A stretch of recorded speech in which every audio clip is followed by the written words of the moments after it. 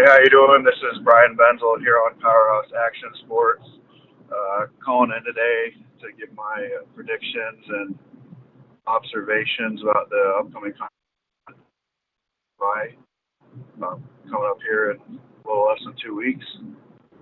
Uh, it's a pretty stacked lineup, so trying to get an idea of like who's going to be a clear winner. I think it's pretty tough. Looking at the events, real quick rundown of the events. It's a max deadlift, a vehicle pull, which it's been kind of like a Mad Max looking truck the last couple of years. A log for reps, which I believe it's either 190 or 200. Heavy yoke and a heavy shield carry medley, and then a 10 stone series, which is really interesting to have that many stones in a series. And the other thing that I think is going to be really interesting about that event in particular is that it looks like they're using steel stones, so like similar to like Michael Bartos's stone.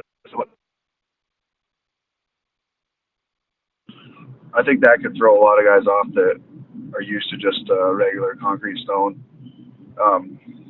And I imagine the last stone is going to be pretty heavy, probably like 220, 230 kilos, something like that. Maybe not quite that much, but it's going to be heavy, so that'll be an interesting event. So as far as the athlete lineup, it's kind of typical with a lot of contests anymore that you kind of get a few guys that are there just because of their name, basically. They're just pushed into contests. The two guys that really stick out to me that I don't think have any business being at that contest are Robert Oberst and Iron Bibby.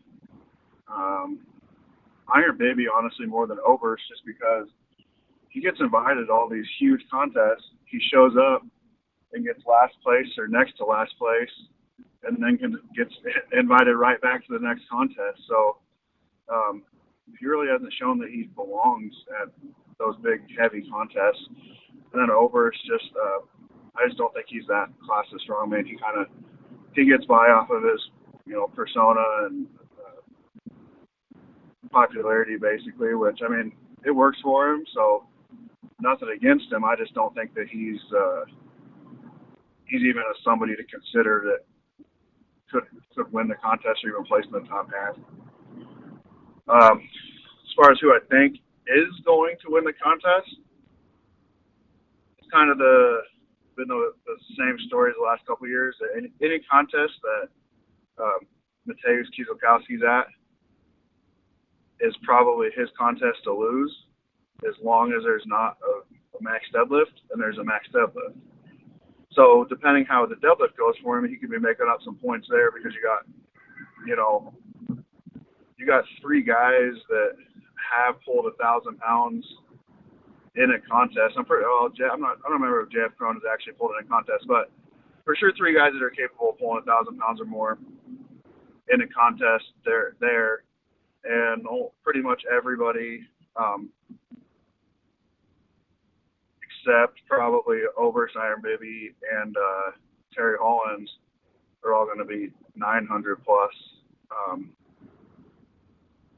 So he's going to have some work there to do, but all the other events are really well suited for him. He's just all around a good strongman, but I think it's probably his contest to lose, kind of. Half Thor, obviously, he's got to be on that discussion. I think it's probably between those two, honestly. The one person that'll be really interesting to me to watch, see how he performs, is Brian Shaw. He recently switched from what was essentially a fad that got marketed really well, the vertical diet. Switched from that back to working with Nathan Payton on his diet. Nathan is actually who I work with as a nutritionist. So I guess I got got a little bit of skin in the game there as far as how he does. But I think it'll be interesting to see if he performs better than he has the last couple contests he's done. I think he will, with just that change recently. I really like the Stoltman brothers, just as people. They're buddies. So it'll be interesting to see how they do. I think they'll do well.